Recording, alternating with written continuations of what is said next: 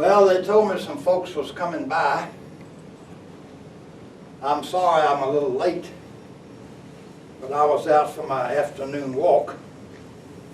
I like to walk in the afternoon.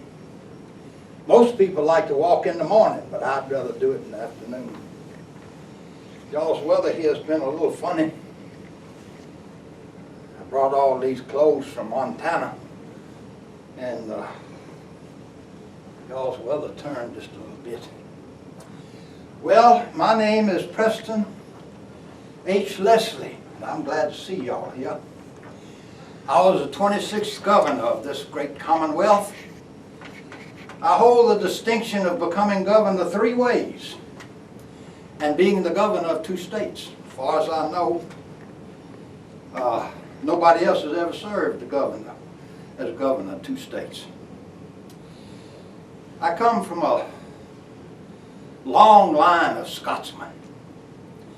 My family tree went back some 900 years. We had royalty over there in Scotland. But for some reason, when we came over here, my father must not have been a real good businessman, because he lost all his wealth and wound up in Wayne County, Kentucky, where I was born. You may know that county now as, the part I was born in is Kenton County. And so I had to go to work at a very, very early age, and had some very interesting jobs. How would you feel if a 12-year-old were in charge of the ferry that's going to take you across the Green River? Well, that was my first job. Of course, the Green River wasn't very far where I had to take you across, so you weren't in a great deal of danger. If you fell off, you could have walked. And then I had a little cart. Then my Uncle Billy and I got into the corn hauling business. And we hauled corn, and I thought that when we got through hauling corn that Uncle Billy would give me a load of corn that I could sell, but he didn't. And I was highly upset about that, but then Uncle Billy came over and he gave me 3 Spanish silver dollars. Ooh, I was the richest boy in Clinton County. Have 3 silver dollars back in that day. But I learned very early because of a dear teacher. She had this book, and she'd read in this book, and I'd listen, and she'd let me take the book home every now and then, and I'd get to read it, and I wanted this book so bad. But I knew better than to ask anybody if I wanted the book. I had to earn it. I heard about a pharmacist, I guess that's what they called them, in another county that needed some medicinal herbs. I'm not exactly sure what those herbs were, but I did know we had a whole lot of them growing around my house, so I collected a bunch of them and put them in a tow sack and went over. And I had enough money for this book. And I knew then that if I was going to do anything in life, I was going to have to work for it. So I found a judge that was a retired Army officer, and he let me read the law with him, and I got I went to the bar, took the bar in 1840. Moved to Tompkinsville and became county attorney, Monroe. And things just kind of escalated on and on and on until I got into, came on up here to Glasgow, sold out all my farm there, and bought a house not over 4 or 5 blocks from here. This is the house right there. It doesn't look like my house because somebody put a second story on it. But I did put that front porch on for my boys and my girls. My first wife was Mary Black. Oh, I love that woman. She died of the tuberculosis. And later tonight you're going to meet a very, very dear friend of mine that's going to tell you about tuberculosis here in Glasgow. But I built that so I could sit down with my kids every afternoon. I was a busy man. I was president of the Deposit Bank. I was president of a railroad company. And I went in with a group to open up, and y'all may not know this, that there was a Liberty Female Academy here in Glasgow. We tried to turn it into a college, but we didn't make it. Well, as it went along, I got up to be a representative from this area and a senator from this area. And the governor then was the Governor Stevenson, and he decided that when the Senate seat to the federal Congress came vacant, he took it. So that made me the governor. That was the first way I got to be the governor. I just fulfilled somebody else's term. Well, I kind of liked it there for 6 months, so I decided I'd run. Now, some of you, if you're history buffs, will remember a man by the name of John Marshall Harlan. He was a very famous U.S. Supreme Court Justice. And he ran against me for governor. Now, we had a time. We traveled together. We ate together. We went to the debates together. And believe it or not, we slept together. There wasn't any of these motels around, so we just shared accommodations. And as it was, one night he said, "Preston, the next governor of Commonwealth of Kentucky is going to sleep in this bed tonight." And I said, "Okay." And when he got up the next morning, he got out, and I said, "John, the next governor is in the bed now." Well, I'm a little bragging here. I beat that fellow by about 30,000 votes. The happiest I am about being the governor of the Commonwealth is I was able to lead our state through the Reconstruction period. It was a terrible time in the state. I was not for us succeeding, but I was a Southern sympathizer, and I stayed with my state. And then when that terrible war was over, the scallywags came down and the carpetbaggers, and we had lots of trouble with the Ku Klux Klan, and I had to call out the guard on many occasions to settle things down. And I made it a point to help some of our black citizens and got them some rights to vote. And I'm quite proud of that. Then the President of the United States called me. Well, he didn't call me, he telegraphed me. Grover Cleveland. He said, "I've been talking to a man by the name of John Marshall Harlan, and I need somebody to go out and be the territorial governor of the state of Montana. And he says you're the one to do it. And if he says you're the one to do it, you're the one to do it." And so I said, well, I got to think about that. I had to talk to Mrs. Kuykendall. She was my second wife, and we had 3 children. Well, we decided that we'd do that.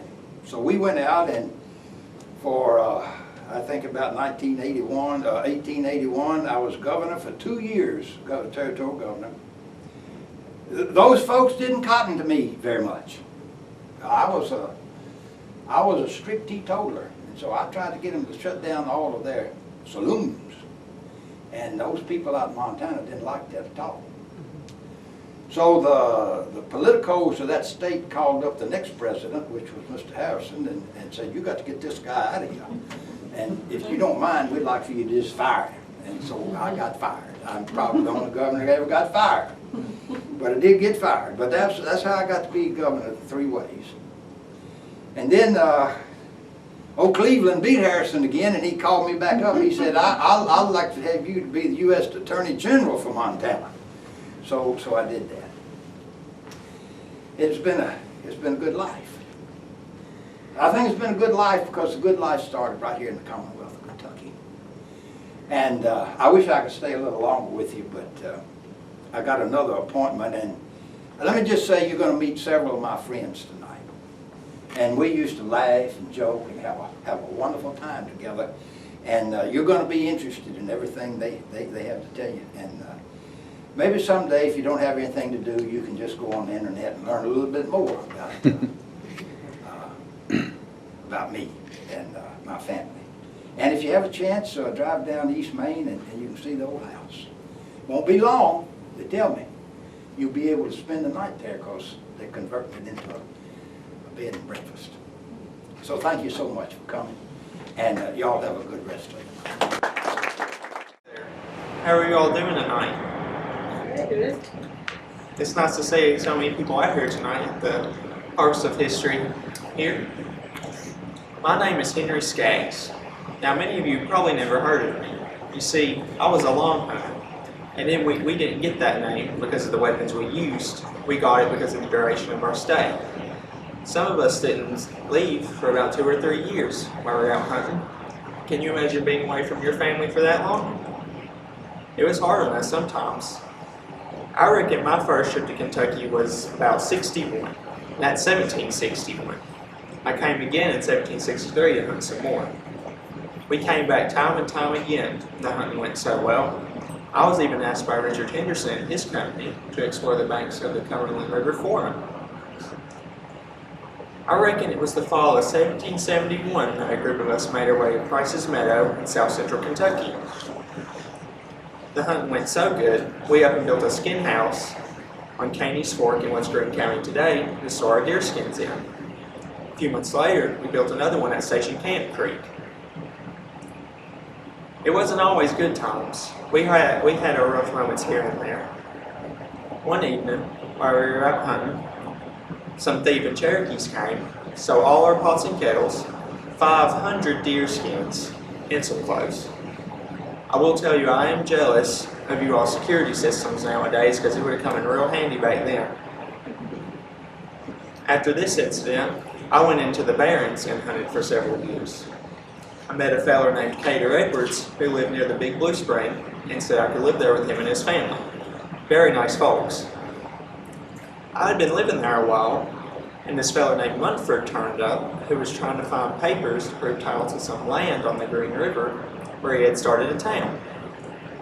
Munford had bought the land, laid it out, and started the town when he found he didn't have the proper titles, so everything had stopped. See, what had happened was, a Frenchman named Leclerc, his wife, and a friend named Smothers had each bought 200 acres of land in what is today Hart County. They were on their way to settle on this land in the April of 1788 when they were ambushed by about 6 or 7 Cherokees. Now, during this ambush, the pack horses were plundered and the land claims were stolen. Smothers was also killed during the ambush. Leclerc was able to shoot one of the Indians, though, and with the help of his wife, he made it to the Knob, where he ordered her to leave at daybreak for the settlement. Now, unfortunately, through the night, Leclerc was killed. But his wife was able to make it to the settlement, where a couple men came back to bury Leclerc and Smothers. Now, I might as well add that a few years ago, Mrs. Leclerc herself visited the Glasgow Municipal Cemetery for a Harvest of History. She's a very nice lady. Now back to my story. The Indians headed back to their tribe in Tennessee when they stopped at the Big Blue Spring. They ran into Richard Perry and George Middleton, who were in the Barrens on business, and also stopped there. Now they shot one of the Indians, but the rest of them escaped. That's when they took their chance to recover the plunder from this dead Indian. Now I asked Perry years later about this dead Indian at the Big Blue Spring, and he had decided it was the same Indian that had attacked the Leclercs earlier. I asked about the plunder that he recovered, which ended up only including some women's clothes. Now a year later, Perry told the same story, only this time he mentioned that the Indian was missing a finger on his right hand. That's when I realized that savage must have been Old Chinquo, a renegade Indian who was starting out his own tribe and was living with the Cherokees. Now, Old Chinquo was a regular hand of Old Louie, an Indian trader in the Sacatchee Valley of Tennessee. I decided I'd pay Old Louie a visit and decide what happened.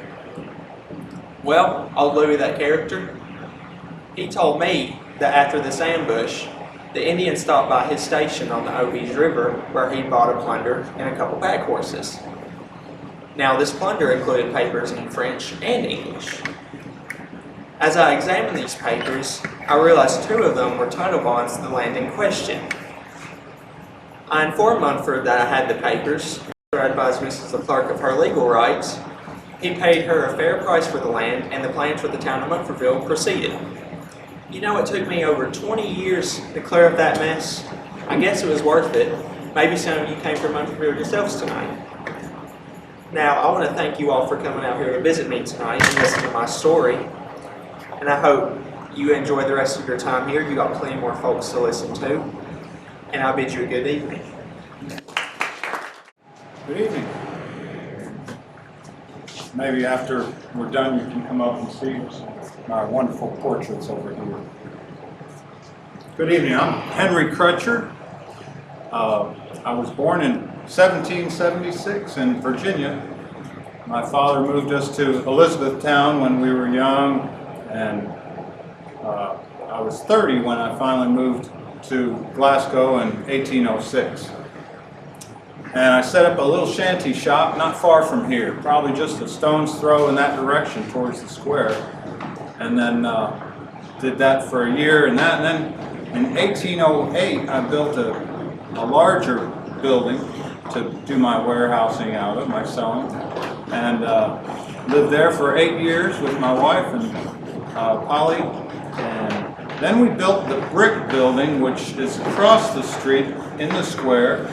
It's now housing the Fine Arts Bistro, and we had that for many years, very successful. I was also a member of the House of Representatives for Kentucky. We prospered for many years. But what I'm going to tell you about is when it all could have come to a stop and wiped Glasgow off the map. Because in about September of 1853, we had a cholera outbreak that killed many people here. And the best that I can recall is that it was the first week of Circuit Court, and a lot of people came to town for that. There was a big will contest in court going on, and there was also, during that same week, the circus came to town, which brought a lot of people in. Now, the best performers at the circus would spend the night at a nicer hotel up on the hill, where now there's a memorial park on the square. It was called the Malkin Hotel. And in the middle of the night, that one night, terrible noise from one of the rooms was heard by the manager. He went to see what it was, and turned out this man was in agony. He was on the floor and rapidly becoming dehydrated. He was vomiting, he had diarrhea, and obviously not doing well. Upon the doctor coming to see that same night, diagnosed it with cholera, called it Asiatic cholera. Well, he ordered everyone there to go home and stay home. And when people heard of the word cholera, that's what they did. And they would even pack up and leave town. Now, the circuit court closed for a week. That man died, and several others that first few days. Circuit court closed. People were starting to die off, and it got very serious to where they put up guards on the outside of this town to keep anybody from going out. After the first initial fleeing, when people heard about this, we restricted any travel, and certainly no one wanted to come into the town. So after a while, now this was 6 weeks or more of running out of provisions and travel stopping, stagecoaches stopped. The only communication we had, the telegraph operator decided to stay. But we had no mail for a while. We had a very tough time. I stayed. I was pretty old at that time. There wasn't much I could do except to offer my resources that I had accrued over the years. There was so much to do. People dying left and right all over the town. They had to be buried, and many were buried where they died, and they were buried in all sorts of things because there's a shortage of caskets, of coffins. So bed linens, trunks, boxes, unmarked graves all around the square, even inside of where the courthouse is now, there's some unmarked graves. It was a very difficult time for those who stayed to take care of the sick and bury the dead and mourn their lost ones.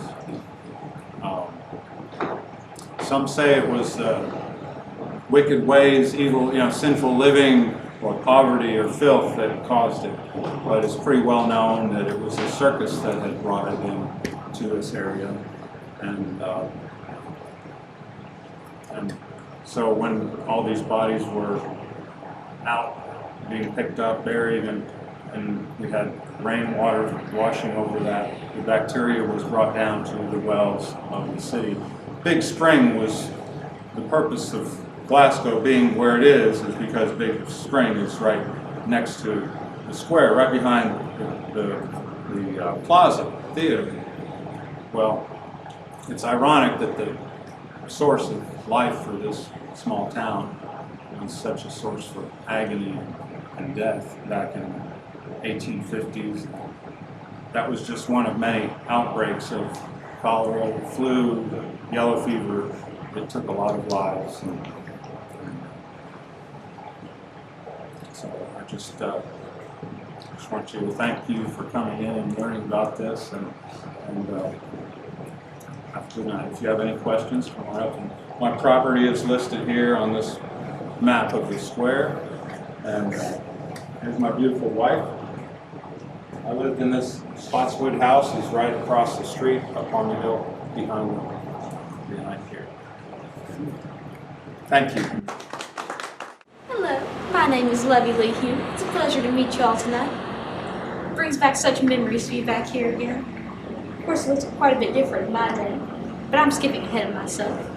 I was born Levy Lee Graves back in June 2nd, 1898. I was born just an hour southeast of here in Floyd's Landing. Perhaps you've been there.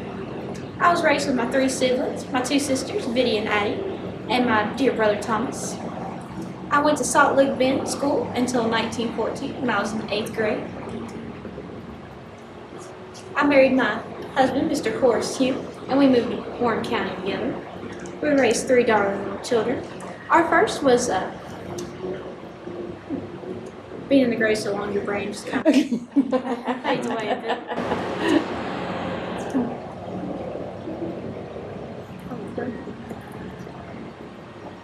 Jessie Marty, she's born December 1917. Haven't seen her in such a long time. Our second child was Horace Jr. He was born back in February 1922. And then was our dear daughter Melba. She's born back in September 1926. However, she wasn't with our family very long. She passed away when she was just a little over a year old. But I love my family dearly. I wouldn't have traded them for the world. But sometimes things just don't work out. And I divorced Horace Sr. and went on my own way to Glasgow. You could say I had a mind of my own. The depression, though, it was a rough time for everyone. But I was very fortunate to work here at the Kentucky Pants Company. I operated a single needle machine, and we would work on the buttonholes and make sure everything worked properly. I worked here for about 12 years. I made 45 cents an hour. Although here out here the minimum wage is $7.25 now. We're very wealthy. Just when things seemed to be getting better for us, though, they got worse.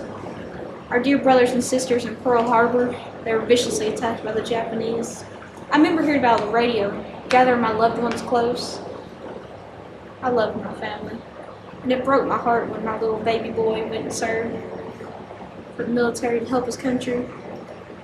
It's strange to think of a little baby that you raised from the day he was born carrying a high-powered rifle shooting at others. But I couldn't sit by and watch him risk his life.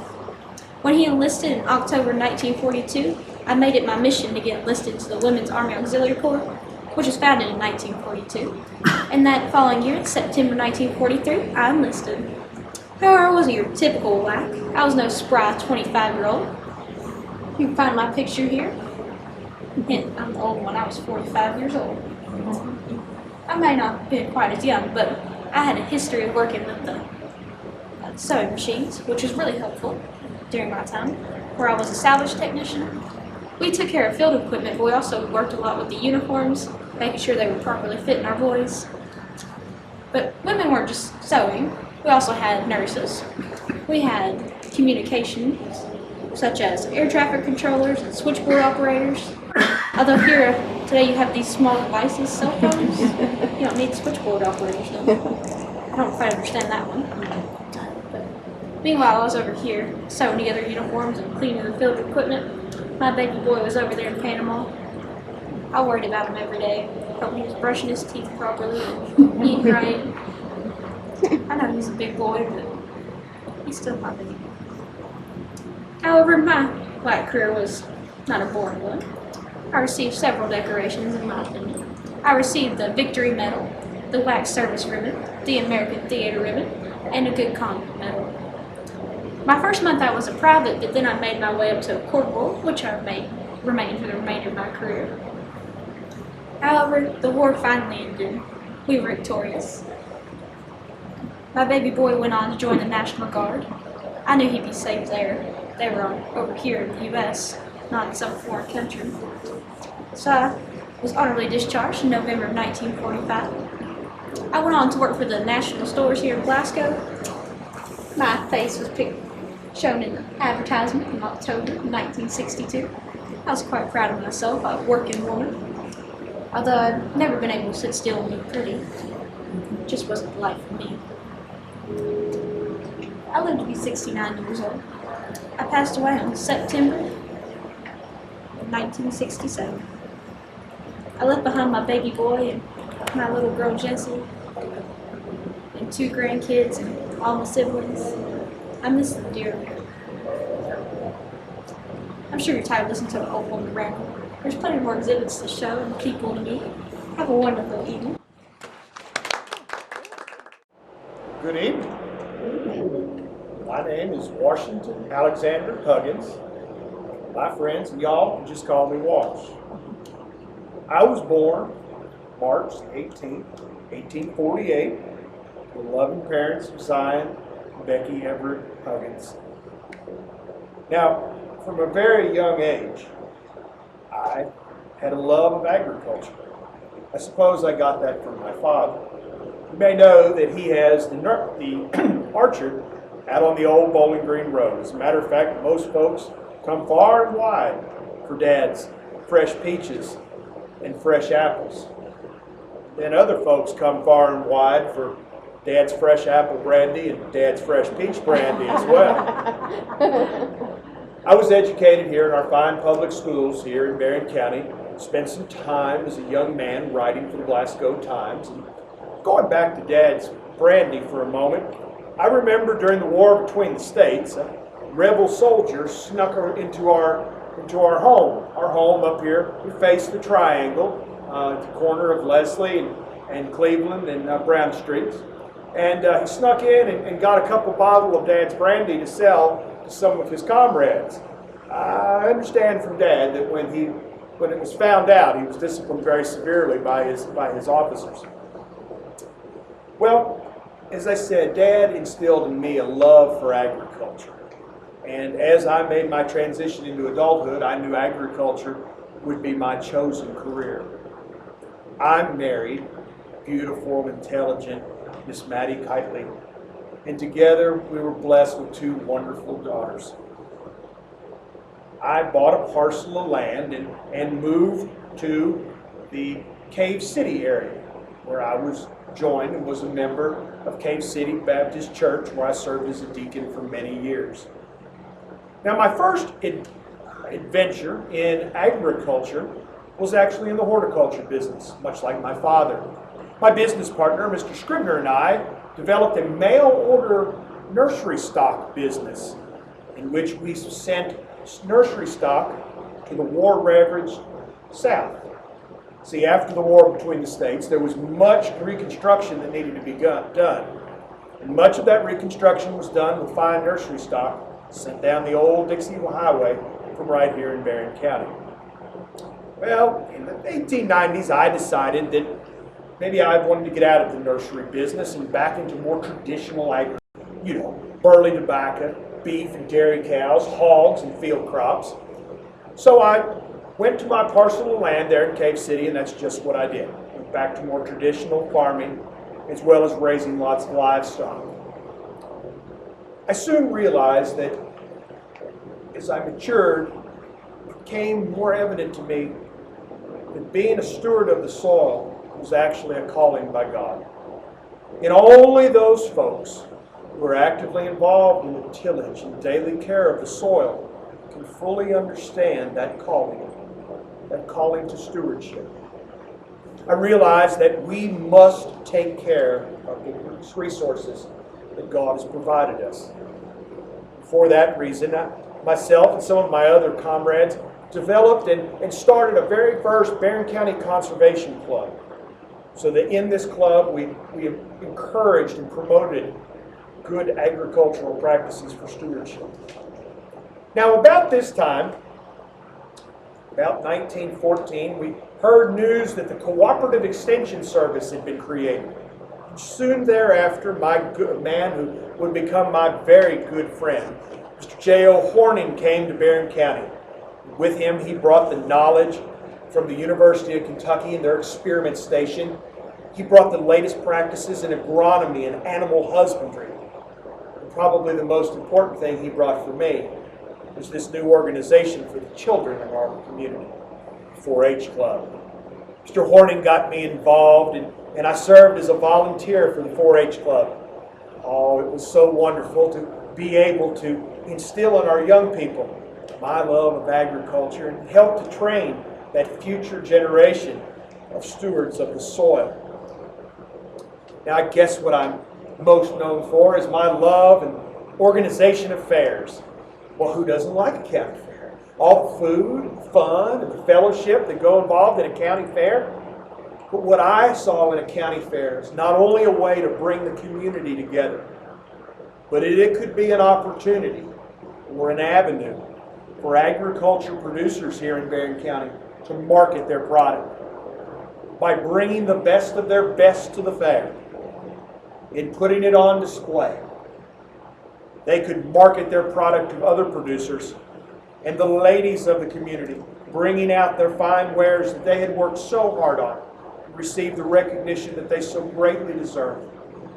County fairs brought out folks from all over, music from Louisville, animals from all over the planet. We even had hot air balloon ascensions. Many, many county fairs throughout the community for many, many years. In December of 1941, just before Christmas, on the 20th, I departed this life at the ripe old age of 93. I consider myself very fortunate to have lived in the time in which I did and see all of the transformations that we saw in agriculture. From a very primitive state time before the war between the states up until now, we even have the modern traction engine on the farms that are replacing the mules and the horses from my youth. It has been my pleasure and it has been my life's love to serve the industry of agriculture. I hope that you all have enjoyed coming by tonight and hearing about my life and my love of the agriculture here in Barron County. Thank you. Hello there. Wow, I can certainly see that fashion sure has changed a lot since my day. Goodness. Well, allow me to introduce myself. Maud Redding's the name and fashion is my game. I was born in 1871 and I pride myself on being known as Glasgow's first fashionista. Now, just after the turn of the century, fashion sure changed a lot for women. In fact, I hear some girls my age now wear men's blue jeans and shoes with their toes sticking out. Why, we would have never dreamed of leaving the house like that in my day. In fact, this is my everyday outfit for going over to the general store. Now, when women became more interested in fashion, that left me the perfect opportunity to open Glasgow's first beauty shop in 1900, and later my hat shop, as you see over here. Now, some women wore big elaborate hats, small hats. Some had big feathers, birds. They required anchoring down with these large hat pins that you see over here. Now, I've even heard tales of some women using these hat pins to strike out against their gentlemen suitors if they tried to pull a fast one. Yes, now, women's clothing also changed when we slowly started entering the workforce. Now, we couldn't very well work with those long, bustling skirts around those machinery. No, we had to start wearing short skirts like I'm wearing here. And by short, I mean ankle length.